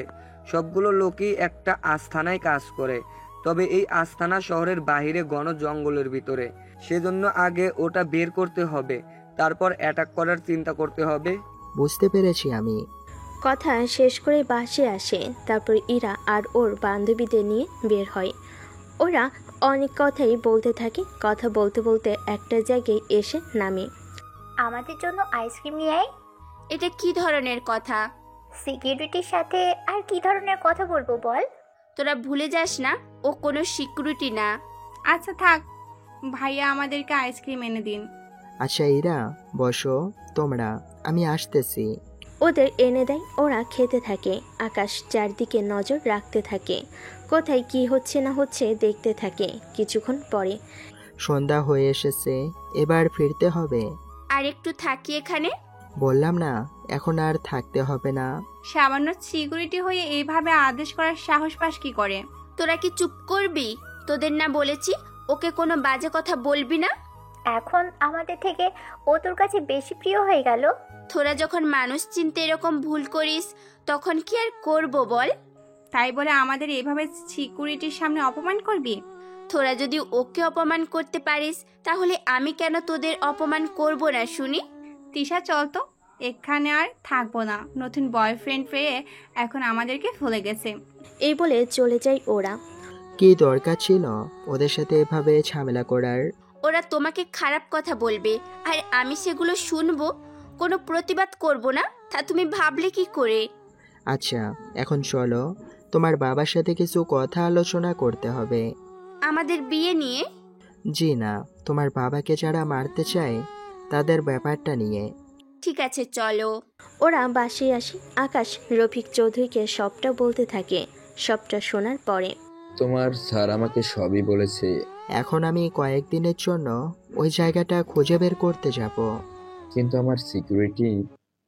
আচ্ছা, আমি তাহলে অন্য একটা টিম পাঠিয়ে দিব। সেটাই করো তাহলে। এদিকে নতুন একটা টিম পাঠিয়ে দেয় ওদের আস্তানা খোঁজার জন্য। এইদিকে তিশা আর ঈশা তো ইরার উপরে অনেক রেগে আছে সেজন্য। দেখলি তো কতটা অপমান করছে আমাদের। দেখলাম তো, কিন্তু এর তো একটা ব্যবস্থা নিতে হবে আমাদের। এভাবে চুপ করে বসে থাকলে তো চলবে না। কি করবি তুই? তুই কি জানিস না ও কার মেয়ে? আমরা ওর বান্ধবী, সেজন্য ওকে খুব সহজে আমরা বিপদে ফেলতে পারবো। ওটা কি করে? ওকে নিয়ে ঘুরতে যাওয়ার প্ল্যান করব, তারপর ওখানে পাহাড় থেকে ওকে। কিন্তু ওই আকাশের বাচ্চাও তো যাবে ওর সাথে। ও তো সারাক্ষণ কাছে থাকবে না, ছবি তোলার বাহানা দিয়ে ওকে পাহাড়ের শেষ অবস্থানে নিয়ে যাব, তারপর বাকিটা ধাক্কা দিয়ে। সামান্য এই অপমানের জন্য ওর সাথে এরকমটা করা কি ঠিক হবে? অবশ্যই হবে। সামান্য একটা সিকিউরিটির সামনে এরকম ভাবে অপমান করবে, তাকে ছেড়ে দিব নাকি? এইদিকে ওদের প্ল্যান তো করা শেষ। অন্যদিকে আকাশ বসে আছে। তখন রফিক চৌধুরীর ফোনে কল আসে। কে বলেছে? আমি ড্রাগন বলতেছি। এ নাম তো শুনিনি। আরে শুনবি কি করে? আমার নাম শোনার পরেই তো অনেকে মারা গেছে। ফাইজলাম হচ্ছে আমার সাথে? তুমি জানো তুমি কার সাথে কথা বলছো? আমি জানি, তবে তুই এটা জানিস না, তুই আমার লোককে ধরে কাজটা ভালো করিসনি। কে তোর লোক? ম্যাক হচ্ছে আমার লোক। যদি বাঁচতে চাস তাহলে ওকে ছেড়ে দে, নয়তো তোকে কেউ বাঁচাতে পারবে না। কথাগুলো বলে কল কেটে দেয়। তারপর উনি আকাশের কাছে এসে সবটা বলে। তাহলে নাম্বারটা আমাকে দিন। এই নাও নাম্বার, কিন্তু নাম্বার দিয়ে লোকেশন যে বের করতে পারবে না। আপনি কি ট্রাই করেছিলেন? হ্যাঁ, ওরা বলেছে এই নাম্বারের লোকেশন বের করা সম্ভব না। চিন্তা করবেন না, কয়েকটা দিনের মধ্যে আমরা একটা ব্যবস্থা ঠিকই করতে পারবো। ওদের লোক কোন দিক দিয়ে হামলা করে আমার পরিবারকে মেরে ফেলে। এত চিন্তা করতে হবে না, তাছাড়া আমি তো আছি। আমি বেঁচে থাকতে এরকমটা কখনো হতে দিব না। কিন্তু এখন কি করবে? আপাতত আপনি কয়েকটা দিন বাসায় থাকুন, তারপর আমি দেখতেছি। আমি ভয়ে বাসায় বসে থাকতে তো পারি না। যদি আমি ভয় থাকি তাহলে আমার রাজ্যের লোকজন তো আরো বেশি ভয় পাবে। তা তো হবেই, কিন্তু আপনার জীবনটা বেশি দামি আমাদের জন্য। তবে চিন্তা করবেন না, আমি আপনার সাথে তো থাকবই। সব বিপদ থেকে আমি আপনাকে রক্ষা করব। তুমি আছো বলে কিছুটা চিন্তামুক্ত আমি, কিন্তু এভাবে কতদিন? একবার শুধু লোকেশন পাই, তারপর বাকিটা দেখতেছি। তবে একটা কথা। কি কথা? ইরা অথবা ম্যামকে কোনো কিছু বলার দরকার নেই। আপাতত সব কিছু গোপন রাখবেন। আমি আপনার জন্য একটা স্পেশাল পোশাকের ব্যবস্থা করেছি, যে পোশাকটা দেখতে অনেকটা কোর্টের মতো, কিন্তু ওটা আপনাকে গুলির আঘাত থেকে রক্ষা করবে। তাহলে তো ভালোই। তা কবে আসবে সে পোশাক? কালকেই চলে আসবে। পরের দিন রফিক চৌধুরীকে নিয়ে একটা ফাংশনে যায়। ওখানে উনি ভাষণ দিতে থাকে। আকাশ চারিদিকে লক্ষ্য রাখতে থাকে। তখনই ওখানে লাল জামা পরা একটা মেয়ে তাকিয়ে আছে। ওকে সার্চ করো। ঠিক আছে স্যার। মেয়ে অফিসার এসে সার্চ করে, কোনো কিছুই পায়নি। কিছুক্ষণের মধ্যে যাদের সন্দেহ হতো তাদের সার্চ করতে থাকে। এভাবে অনেক লোককে সার্চ করেও কোনো কিছু পায়নি। একটু পরে ওখানে গাছের নিচে একটা লোক বসে আছে, সাথে একটা বস্তা আছে। ওটা দেখো। ওকে স্যার, দেখতেছি আমি। অফিসার এসে চেক করতে থাকে। একটু পরেই বস্তায় কিছু বোমা দেখতে পাই। লোকটা পালিয়ে যেতে চাইবে, তখনই ওকে ধরে ফেলে। পালাবি কোথায়? এবার যখন তখন ধরেছি, তখন আমি ছাড়ছি না। স্যার, একে কি করব? ওকে নিয়ে যাও, ফাংশন শেষ হোক, তারপর দেখছি। ঠিক আছে স্যার। আকাশ, কোনো সমস্যা হয়েছে কি? কিছু সমস্যা হয়েছে, তবে সেটা ঠিক করাও হয়ে গেছে। তা ফাংশন কিন্তু কিছুক্ষণের মধ্যেই শেষ হয়ে যাবে। চিন্তা করবেন না, আমরা অন্য পথ দিয়ে যাব। ঠিক আছে। ফাংশন শেষ করে ওরা অন্য পথ দিয়ে চলে যায়। এইদিকে বাসায় এসে আমি এখন বের হব। আমি না ফেরা অবধি কোনো কাজই বাহিরে যাওয়া চলবে না। ঠিক আছে, সাবধানে যেও তাহলে। একটু পরে আকাশও চলে আসে। অন্যদিকে ইরা, চল আমরা পাহাড় থেকে ঘুরে আসি। হঠাৎ পাহাড়ে কেন? অনেক মাসেই তো হলো পাহাড়ে যাওয়া হয় না, সেই জন্য যেতে ইচ্ছে হচ্ছে অনেক। ও আচ্ছা, তাই বলো। ঠিক আছে, আমি আকাশ আর বাবাকে বলে দেখি ওনারা কখন ফ্রি হবে। তুই কি এখানেও সিকিউরিটি নিয়ে যাবি? এছাড়া কি করব? সিকিউরিটি ছাড়া আব্বু তো আমাকে কোনোভাবেই যেতে দিবে না। ঠিক আছে, নিয়ে নিস। ওরা বের হয়ে যায়। এরা এসে বাসায় বলে সবটা শুনে। তাহলে আকাশ, তুই নিয়ে যাস। ওকে নিয়ে গেলে তোমার আবার কোনো সমস্যা হবে না তো? আমার আবার কি সমস্যা? এই যে আকাশ নেই, একা একা কিভাবে কি করবে? তোরা ফেরা অবধি আমি তো বেরি হব না। তাছাড়া তোদের তো একদিন লাগবে। এটা অবশ্য ঠিক বলেছ। তাহলে তুমি রাজি? এটাই আমার জন্য অনেক কিছু। পরের দিন ওরা 4 জন মিলে আসে পাহাড় দেখার জন্য। ওরা 3 জন ঘুরতে থাকে। আকাশ চারদিকটা দেখতে থাকে, কোনো ঝামেলা হয় কিনা তা খেয়াল রাখতে থাকে। কিছুক্ষণ পরে চল আমরা ছবি তুলবো। চলো। ওরা পাহাড়ের অনেক ধারে চলে আসে। ঈশা আর তিশা প্রথমে ছবি তুলে নেয়, তারপর আসে ইরার পালা। তোরা অনেক ছবি তুলেছিস, এবার আমি ছবি তুলবো। আচ্ছা, তাহলে ওখানে দাঁড়া। এখন হয়েছে কি? আর একটু দূরে যেতে পারবি? আর একটু দূরে এলে তো আমি সোজা উপরে চলে যাব। এখানেই তুলতে থাক। তিশা ছবি তুলতে থাকে। এইদিকে ঈশা একটা ছোট্ট ইঁদুর ছেড়ে দেয় ইরার দিকে, যা আকাশ দেখে ফেলে। ওই মেয়েটার হাতে এটা কি দেখলাম? তাছাড়া ওটা তো ইরার দিকে ছেড়ে দিল। ইরা পাহাড়ের এত ধারে কেন গেল? পড়লে তো হাড়ও খুঁজে পাওয়া যাবে না। এইদিকে একটু পরে ইরা ভয় পেতে শুরু করে। ইরা কিছু বলবে তার আগেই আকাশ ইরার কাছাকাছি চলে আসে। ভয়ে ইরা পড়ে যাবে, তখনই আকাশ এসে হাতটা ধরে ফেলে। এরপর ওকে টেনে তুলে ইরা উপরে উঠে জড়িয়ে ধরে আকাশকে। সত্যি আমি বুঝতে পারিনি এরকম কিছু হয়ে যাবে। চিন্তা করো না, আমি তো আছি। আমি থাকতে তোমার ক্ষতি আমি হতে দিব না। সত্যি ইরা, তোর জন্য অনেক চিন্তা হচ্ছিল। ভাগ্য ভালো সিকিউরিটি এসে তোকে সময় মতো ধরে ফেলে, নয়তো তোকে তো খুঁজেই পেতাম না। এত বেশি নাটক করতে হবে না, আমি সব কিছু দেখেছি। কি দেখেছো আকাশ?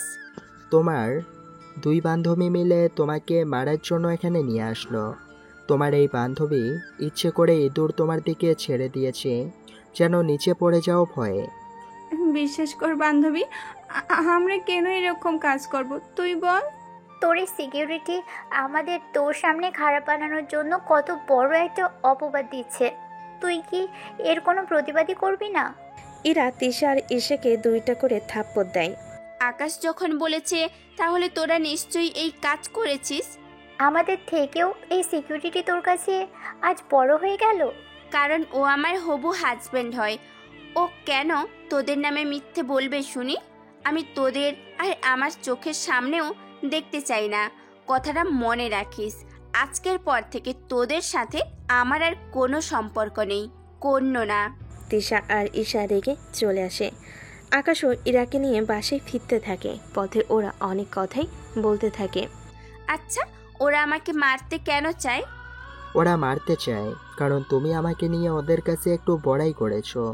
এতে ওরা মনে করছে তুমি আমার থেকেও ওদের গুরুত্ব কম দাও। তাই বলে ওরা আমাকে মেরে ফেলতে চাইবে? চিন্তা করো না, আমি তো আছি তোমার পাশে। তুমি ছিলে বলেই তো আমি এখনো বেঁচে আছি। আচ্ছা থাক, এই ব্যাপারে কাউকে কিছু বলতে হবে না এখন। ঠিক আছে, বলবো না কোনো কিছু। বাসায় এসে ওরা রেস্ট নেয়। পরের দিন কল আসে। কোনো তথ্য পেয়েছো? জি স্যার, পেয়েছি। কোন জায়গায়? এখান থেকে মোটামুটি অনেকটা দূরে একটা পাহাড়ের মধ্যে গুহা তৈরি করা আছে। ওদের তো লোকজন অনেক বেশি, তাহলে কিভাবে কি? এত কিছু তো আমি জানি না। তাহলে আরো ভালো করে নজর রাখো। সবটা ডিটেলস জানার পরে আমাকে জানিয়ে দিও। ঠিক আছে স্যার, জানাবো। তোমার লোকেশন আমাকে পাঠিয়ে দিও। ঠিক আছে। লোকেশন পাঠিয়ে দেয়। তারপর আকাশ রফিক চৌধুরীর সাথে কথা বলতে থাকে এই নিয়ে। কিন্তু পুরো তথ্য তো আগে জানতে হবে। সেজন্য আমাদের অপেক্ষা করতে হবে। তবে একটা কথা বলার ছিল। কি কথা বলো? আমি যখন এটারকে যাব তখন আমি না ফেরা অবধি আপনি এই বাসার বাইরে যাবেন না, না ইরাকে যেতে দিবেন। কিন্তু কেন? আমি ওইদিকে অ্যাটাক করব। এর ভিতরে বাইরে যদি আপনার উপরে অ্যাটাক করার প্ল্যান করে বসে। ঠিক আছে, তাই হবে। তুমি অ্যাটাক করবে কখন? এই তো আরও কিছু তথ্য পেলেই। কথাগুলো ইরা শুনতে পেয়ে দৌড়ে এসে জড়িয়ে ধরে। না আকাশ, আমি তোমাকে যেতে দিব না। আমি যদি না যাই ওখানে তাহলে ওদের মারবো কি করে? তাছাড়া ড্রাগনকে না মারলে ও তো তোমার বাবাকে ছাড়বে না। কিন্তু তোমার কিছু হয়ে গেলে আমি কি নিয়ে বাঁচবো আকাশ? আল্লাহর রহমতে আমার কিছুই হবে না। আমি তোমার কাছে সুস্থ হয়ে ফিরে আসবো আবার। আমার যে অনেক ভয় হচ্ছে আকাশ। চিন্তা করো না, কিছুই হতে দেব না আমার। তাই যেন হয়। আচ্ছা, আজকে একটা ভাষণ আছে আমার, ওইখানেই যেতে হবে। আচ্ছা, জায়গার নাম বলুন। নামটা জেনে নিয়ে ওখানে লোক পাঠিয়ে দেয়। চিন্তা করবেন না, আশা করি সব কিছু ভালোই হবে। আপনি তাহলে তৈরি হয়ে নিন, আমিও তৈরি হয়ে নিচ্ছি। আচ্ছা, তাই করো। একটু পরে আকাশ বের হয়। অন্যদিকে ড্রাগন রফিক চৌধুরীর উপর হামলা করার জন্য লোক পাঠায়। তখন আকাশ লক্ষ্য করে রফিক চৌধুরীর বুকের উপরে একটা ডট এসে পড়ে। তখনই রফিক চৌধুরীকে নিয়ে ওখানে শুয়ে পড়ে। অফিসার, তাড়াতাড়ি পজিশন নিয়ে নাও। কিন্তু স্যার, কি হয়েছে বলবেন তো? এখন বলার মতো সময় নেই, তাড়াতাড়ি ওনাকে গাড়িতে বসাও। সামনের ওই জায়গায় লোক পাঠাও তাড়াতাড়ি করে। ওকে স্যার, পাঠাচ্ছি। রফিক চৌধুরীকে গাড়িতে তুলে পাঠিয়ে দেয়। এইদিকে আকাশ সহ বাকির এসে ওই লোকটাকে ধরতে পারে। এবার বল, তোকে কে পাঠিয়েছে? বলবো না। আমরা তো এমনিতেই জানি তোকে কে পাঠিয়েছে। তাছাড়া তোর পিছনে এভাবে সময় নষ্ট না করে ওকে মেরে ফেলাই ভালো হবে। শুধু শুধু ওকে বাঁচিয়ে রাখবো, কিন্তু কোনো কাজের কাজ হবে না। প্লিজ আমাকে মারবেন না, আমি সব বলে দেব। এই তো ভালো ছেলের মতো কথা বলেছিস, তাহলে এখন বলা শুরু করে দে। আমি ড্রাগনের হয়ে কাজ করি, উনি আমাকে পাঠিয়েছে আমি যেন প্রধানমন্ত্রীকে মেরে ফেলি। আচ্ছা, ওর সম্পর্কে যতটুকু জানিস ডিটেলস আমাকে বল। বলছি। লোকটা সব বলতে থাকে। সবটা শুনে আকাশের সব কিছু বোঝা হয়ে যায়। তাহলে এই ব্যাপার, এই হচ্ছে এই ড্রাগনের পাওয়ার।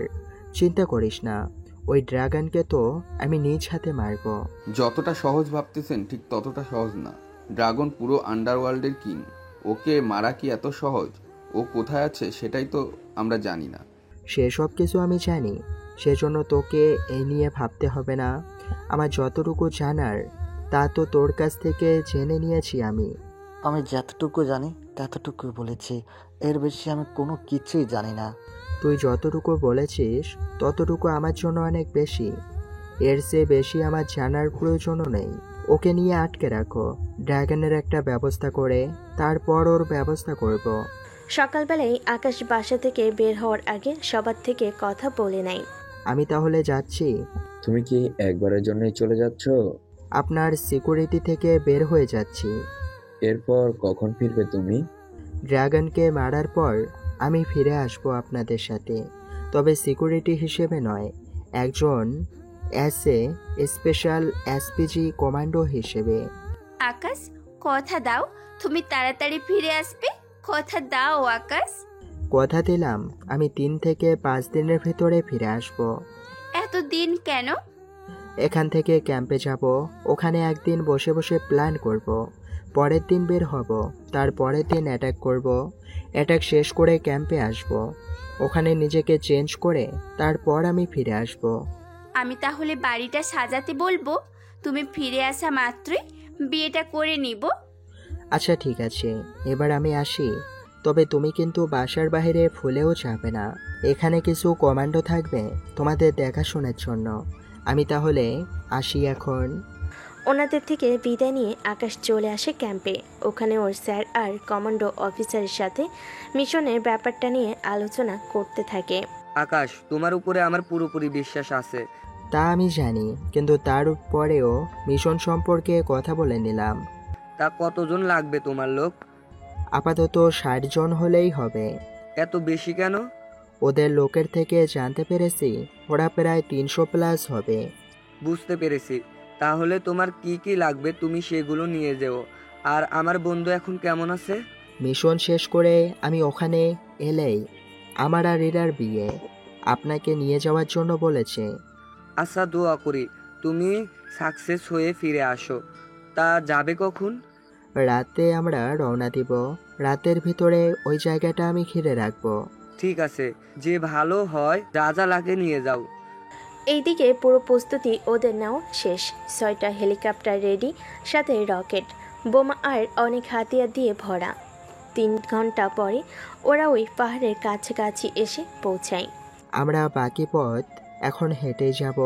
Okay sir. যেহেতু 6টা হেলিকপ্টার 6টার দিক থেকে নেমে সবাই নিজেদের পজিশন নিয়ে নিবে, আর আমাদের 60 জনের লোকেশন সবাই সবারটা দেখতে পারবে, সেজন্য দিক ভুল হওয়ার কোনো চান্স থাকবে না। ওকে স্যার, তাই হবে। এরপর ওরা হাতিয়ার নিয়ে রওনা দেয়। কিছু ঘন্টা পরে ওরা ওই পাহাড়টা ঘিরে রাখে। অ্যাটাক করব কখন? যখন ভোর হবে, কেননা পাহাড়ি এলাকা, আমরা তো কোনো কিছু চিনি না, তার উপর অন্ধকার। বুঝতে পেরেছি স্যার।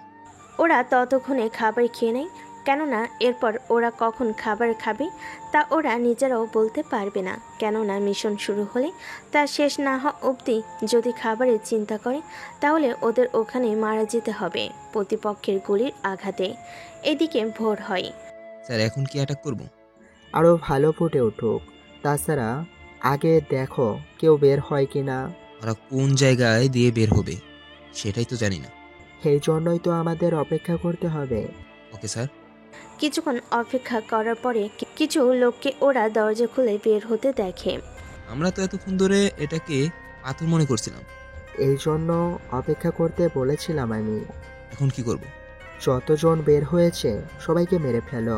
তাহলে তো ওরা বুঝে যাবে। আমিও যে সেটাই চাই। কিন্তু কেন? তাহলে আর কোনো দিকে দরজা আছে তা বলতে পারবো। Okay sir. এরপর ওদের গুলি করা হয়। ওরা পাল্টা গুলি করে, এতে ভিতরে শব্দ হতে থাকে। এই বাইরে গুলির শব্দ কেন? ঠিক বুঝতে পারছি না বস। দাঁড়িয়ে না থেকে বাইরে এসে দেখে যা। যাচ্ছি বস। ওই তোরাও চল তো। ওরা বাহিরে আসে, তবে ওখানে প্রায় আরো 4টা দরজা দিয়ে লোক বের হতে থাকে। ওদের দেখার পরে আরো দরজা? এখন তো ভালোই হয়েছে। জি স্যার, সব কিছু এখন পরিষ্কার হয়ে গেল। তা এদের ও কি মেরে ফেলবো? মেরে ফেলো, কাউকে বাঁচিয়ে রাখবো না। তাহলে রকেট দিয়ে সব উড়িয়ে দিই। তাহলে তো ভেতরের কোনো কিছুই জানতে পারবো না। তার উপর গাছপালা আর পাহাড়ও ভেঙে পড়বে। সেজন্য আগে ভেতরের পরিস্থিতি বুঝতে হবে, তারপর বাকি ব্যবস্থা। বুঝতে পেরেছি। মনে হয় কেউ আমাদের উপরে অ্যাটাক করেছে। তাড়াতাড়ি করে লোকজনকে প্রস্তুত থাকতে বলো। ওকে বস, বলতেছি। এরপর ড্রাগনের পুরো সৈন্য বাহিনী বেরিয়ে পড়ে। যে বের হচ্ছে তাকেই মারতে থাকে, কিন্তু এভাবে আর কতজন? একদিকে অনেক লোকই বেরিয়ে পড়ে আর ওরা গুলি করতে থাকে। এভাবে প্রায় 3 ঘন্টা পার হয়ে যায়। 15 জনের মতো কমান্ডো মারা যায় বোমার আঘাতে, কিন্তু ড্রাগনের প্রায় 250 লোককে মেরে ফেলে ওরা। বস, আমরা তো কোনোভাবে ওদের সাথে পেরে উঠছি না।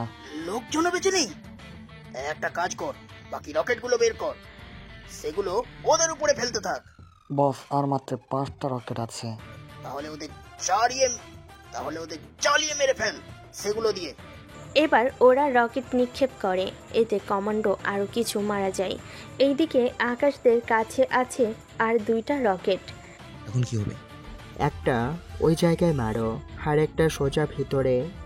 এবার তাই করলো, এতে ড্রাগনের লোক মারা যায়। এবার ওরা ড্রাগনের সামনে চলে আসে। এবার কোথায় পালাবি? এবার বল, রফিক চৌধুরীকে কেন মারতে চাস? হার পালাতে চাই না, অনেক পালিয়ে বেরিয়েছি। রফিক চৌধুরী আমাকে থাকতে দেয়নি, সেই জন্য আমি এখানে আস্তানা করি, লোকজন জোগাড় করি ওর উপরে প্রতিশোধ নেওয়ার জন্য। উনি তো তোকে সুযোগ দিয়েছে, আর তারপরেও তোর এই কাজটা তো করা উচিত হয়নি। ওর জন্য আমি আমার পরিবারকে হারিয়েছি, ওকে আমি এত সহজে ছেড়ে দিব কি করে? তো লাভ কি হলো এখন? তোকে তো মরতে হবে এখন। আমার একটাই আফসোস থেকে গেল। শুনি, কি সেই আফসোস? রফিক চৌধুরীর মৃতদেহটা দেখে যেতে পারলাম না। সেই ইচ্ছে তোর কখনো পূরণ হবেও না। আমার তরফ থেকে এটা তোর জন্য। কি এটা? এ বলে ড্রাগনের গলায় একটা বোমা বেঁধে দেয়। এটা 1 মিনিটেই ফেটে যাবে। যদি হাত দিয়ে খোলার চেষ্টা করিস তাহলে এটা ফেটে তোর মাথা কোন দিকে যে যাবে তা আমি নিজেও জানি না। ভালো থাকিস। এই বলে চলে আসে। একটু পরে ড্রাগনের মাথা হাওয়ায় উঠতে থাকে। তারপর শহীদ হওয়া কমান্ডো অফিসারদের দেহ হেলিকপ্টারে উঠিয়ে নেওয়া হয়। ওইগুলো নিয়ে ক্যাম্পে চলে আসে। ওদের কাছে যে এত হাতিয়ার থাকবে তা জানা ছিল না। যদি জানতাম তাহলে এতগুলো প্রাণ চলে যেত না। তুমি তোমার সবটা দিয়ে চেষ্টা করেছো, এতে তোমার কোনো দোষ নেই। এবার ওদের পরিবারকে খবর নিয়ে এদের শেষ কাজটা করে দিতে হবে। ঠিক আছে স্যার। এদিকে ইরাকে কল দিয়ে জানিয়ে দেওয়া হয়। অন্যদিকে কমান্ডার পরিবার আসতে থাকে আর ওদের লাশগুলো ঠিক করতে থাকে। তারপর সে ওগুলো সসম্মানের সাথে ওদের পরিবারের নিকট হস্তান্তর করা হয়। তা আকাশ, আমরা তাহলে একদিন পরে যাব ওখানে। আমি তাহলে ওদের কল দিয়ে জানিয়ে দিচ্ছি। ঠিক আছে, তাই করো। আকাশ ইরাকে তারিখ বলে দেয়। তারপর ইরা ওর বাবাকে জানায়। আব্বু আব্বু, কি হয়েছে বলো? ওরা কাল বাদে পরের দিন আসবে। আমি তাহলে কাজীকে বলে দিব। তাহলে আজকে বিয়ের আয়োজন শুরু করি। সবকিছু তো করা শেষ, শুধু খাবার বাকি। এটাই বাকি আছে। দিকে সবটা করা হয়ে যায়। ওই দিন আকাশ ওর স্যারকে নিয়ে আসে বিয়েতে। পুরোপুরি তৈরি হয়ে আসে। আরে বন্ধু, কেমন আছিস তুই? আলহামদুলিল্লাহ আছি, তুই কেমন আছিস? আমিও আলহামদুলিল্লাহ ভালো আছি। কত বছর পর তোর সাথে দেখা হলো। দেখতে দেখতে প্রায় 7 বছর কেটে গেল। আচ্ছা, ওদের বিয়ের কাজটা সেরে নেই, তারপর আমরা আমাদের আলাপ করব। কাজী সাহেব, বিয়ের কাজটা শেষ করে নিই। কাজী বিয়ে পড়িয়ে চলে যায় ওখান থেকে। এদিকে আকাশ আর ইরা বসে আছে পরিবারের সবাইকে নিয়ে। তা বন্ধু, আকাশের সম্পর্কে কিছু তো বল। ওর সম্পর্কে যত বেশি বলবো সেটাও কম হয়ে যাবে। কি বলিস? এই জন্যই আমাকে রক্ষা করার জন্য ওকে পাঠিয়েছিস? তুই আমার একমাত্র বন্ধু, তোর জীবন বাঁচানোর দায়িত্ব আমায় যে সে লোকের হাতে তুলে দিব নাকি? তবে সত্যি আকাশ অনেক ভালো ছেলে। কিন্তু আকাশের সাথে তোর মেয়ের বিয়ে দেওয়ার কারণটা তো বুঝলাম না। আমি বলতেছি আঙ্কেল, আসলে আকাশ এখানে আসার আগে আমার সাথে পরিচয় হয় বাসে, ওখান থেকেই আমাদের পরিচয়। তারপর কি হলো? আমি তো তখন ওর সম্পর্কে কোনো কিছুই জানতাম না, পরে বাসায় ফেরার কয়েকটা দিন পরে জানতে পারি। তাহলে বন্ধুর মেয়ের জন্য রাজি হতে হলো? ওই রকম ধরে নে, তবে আকাশ ছেলে হিসেবে ভালো বলে আমি রাজি হয়েছি। সেটা তো হবেই। তুই কিন্তু কয়েকটা দিন থেকে তারপরে যাবি। ঠিক আছে বন্ধু। তবে একটা দিক থেকে কিন্তু অনেকটা ভালোই হয়েছে। কোন দিক থেকে? আমি জামাইয়ের সাথে সাথে একজন সিকিউরিটিও পেয়ে গেছি পার্মানেন্ট ভাবে। তাও যে সে কমান্ডো না, এসপিজি কমান্ডো। এরপর ওনাদের হাসি তামাশা শেষ করে ইরা আকাশ রুমে চলে যায়। তারপর কি হয়েছে তা কেউ জানতে চায় না। গল্পটা এখানেই শেষ করছি। সবাই ভালো থাকবেন। তো হ্যালো বন্ধুরা, গল্পটা কেমন হয়েছে তা অবশ্যই কমেন্ট করে জানাবেন। আর এরকম গল্প পেতে অবশ্যই চ্যানেলটা সাবস্ক্রাইব করে বন্ধু হয়ে পাশে থাকবেন। ধন্যবাদ সবাইকে। আল্লাহ হাফিজ।